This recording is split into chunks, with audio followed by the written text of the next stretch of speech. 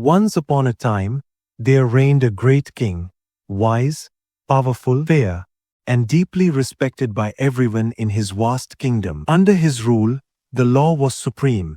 The rules and regulations he laid down were to be followed by everyone, and even the smallest mistake could lead to severe consequences. This wasn't done out of cruelty.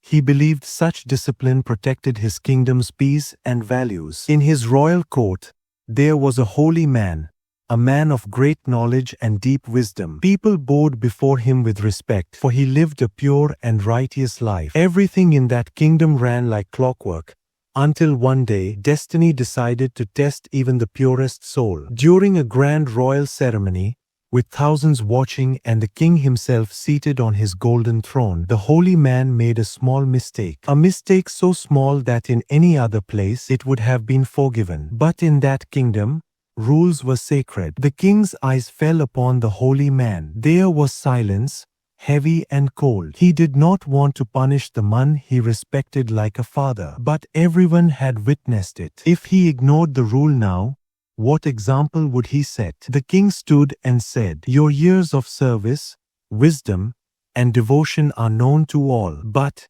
in my kingdom, rules are above individuals. You must face a consequence. Even those who serve the temple are not above the law. Discipline must be the same for all." He then said something that surprised the entire court. "Let the holy man will choose his own punishment." And so, the holy man was taken to the royal prison, a quiet, dimly lit place where 4 doors stood before him. Each door represented one great sin of the kingdom. The first door, forbidden drink. The second, meat. The third, a woman sent to tempt him. And the fourth, the end of all choices. The holy man sat in the corner that night, his heart trembling. He whispered to himself, "Oh Lord, how do I choose between sins?" He knew he could not escape the king's order. Slowly he opened the first door. A bottle of red forbidden drink shimmered under a lamp. He quickly shut it. "No, this brings intoxication and darkness to the mind. I cannot. I am a holy man.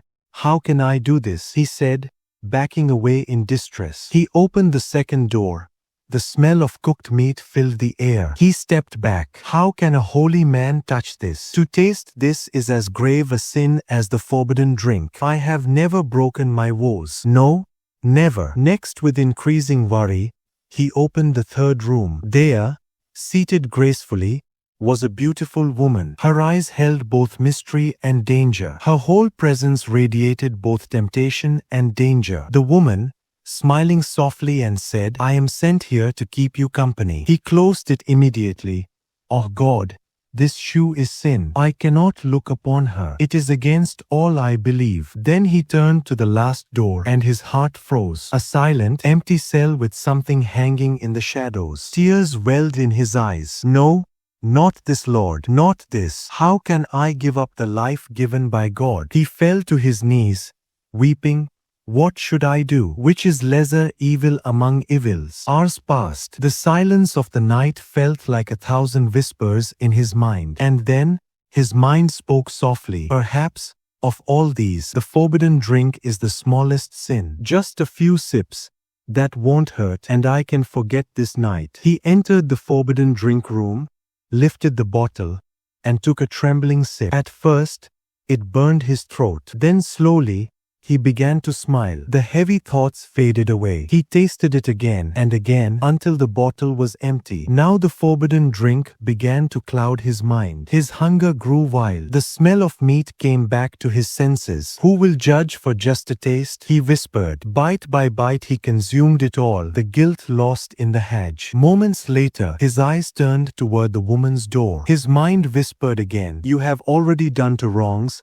What difference does one more make?" And that night, the holy man completely lost control over his thoughts. His mind ruled him. By first light, the night's spell faded. He realized what he had become, a broken man lost in regret. And before anyone could stop him, he walked into the last room and was never seen again. When morning came and the guards opened the door, silence filled the air. The entire kingdom fell silent. The king, upon hearing the news, closed his eyes in grief and said softly, "The greatest enemy of man is not the world outside, it is the mind within. Temptation does not win in a single blow. It asks only for a small step, just once. It's not a big deal. True strength is not fighting enemies outside, but wrestling with your own thoughts and desires. Those who can turn back at the first misstep, who refuse that small wrong, save themselves from great disaster." My friends, our mind is like that holy man. It knows what is right and what is wrong. But when temptation knocks,